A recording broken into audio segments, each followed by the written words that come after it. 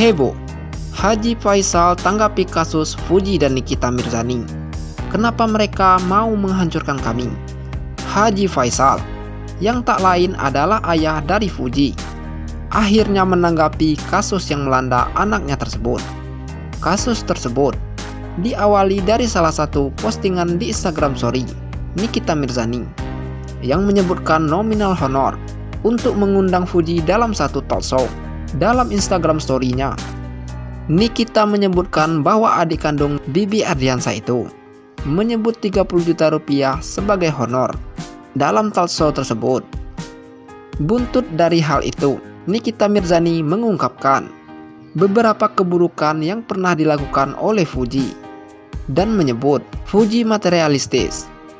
Akibat dari Instagram Story tersebut ramai di media sosial, Haji Faisal akhirnya memberi tanggapan. Dilansir portal jember.com dari salah satu video di kanal YouTube Inten Investigasi, Haji Faisal mengaku bahwa hal tersebut tidak perlu dibesar-besarkan karena setiap kepala memiliki pemikiran sendiri-sendiri.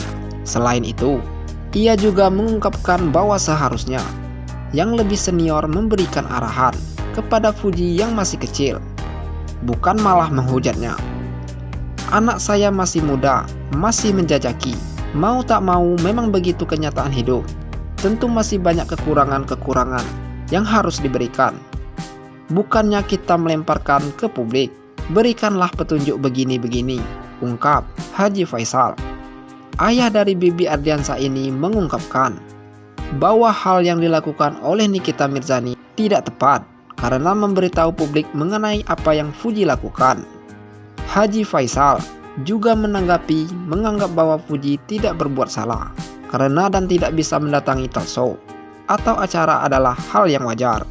Istilahnya, you mau segini, oke, kan begitu. Tidak ada salah satu kalau menurut saya. Tidak ada yang salah kalau menurut saya. Tapi kalau orang lain menganggap salah, toh saya bisa berbuat apa? Lanjutnya, ia merasa kecewa dengan reaksi orang lain karena sudah baik dan welcome terhadap orang lain, tetapi kok malah jadi fitnah. Ini itu, ungkapnya.